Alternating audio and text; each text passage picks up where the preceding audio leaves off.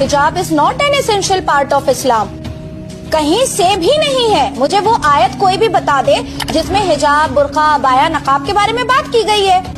आप पहने, जिसको जरूरत है वो पहने, मैं क्यों पहनूं? हिजाब not any essential part of Islam. वो मेरी बहन रुक जा, अगर आपको हिजाब नहीं करना है तो कोई बात नहीं, लेकिन कुरान पर तो इस तरह का सवाल ना खड़ा कर, क्योंकि ये मैं बर्दाश्त नहीं कर पाऊंगा। आपने कुरान नहीं पढ़ा है तभी आप कुरान पर इस तरह के सवाल उठा रहे हैं, तो मेरा हक बनता है कि मैं आपको बताऊं कि कुरान में कहां पर्दे का हुक्म लिखा है। आप तो औरत के पर्दे के हुक्म की बात कर रहे हो, मैं तो आपको दिखाऊंगा कि कुरान ने मर्द को भी पर्दे का हुक्म दिया है। सबसे पहले आप सूरह अहज़ाब की आयत नंबर 59 देखिए, अल्लाह ताला इस आयत में क्या कहते हैं। इस आयत में अल्लाह ताला प्रोफेट सल्लल्लाहु अलैहि वसल्लम से कहते हैं कि एक नबी अपनी बीवियों, अपनी बेटियों और अपनी मोमिन औरतों से कह दो कि अपने ऊपर चादरें डाल ले। यानी इस आयत में अल्लाह ताला मोमिन औरतों को पर्दे का हुक्म दे रहे हैं। ये हो गई औरत के पर्दे की बात। अब आता है नजर का पर्दा। यहाँ जब नजर के पर्दे की बात आई तो अल्लाह ताला ने पहले मर्दों को हुक्म दिया। सूरह नूर की आयत नंबर 30 में अल्लाह ताला कहते हैं कि मोमिन मर्दों से कह दो कि अपनी निगाहों को नीचे रखे और अपनी शर्मगाहों की हिफाजत करें, और ये उनके लिए एक पाकीज़ा तरीन तरीका है। और नेक्स्ट आयत में अल्लाह ताला औरतों को हुक्म देते हैं कि मोमिन औरतें अपनी निगाहों को नीचे रखें और अपनी शर्मगाहों की हिफाजत करें, और अपनी ओढ़नियों के आंचल को अपने गिरवान पर डाल लिया करें, और अपनी सजावट को किसी पर जाहिर न करें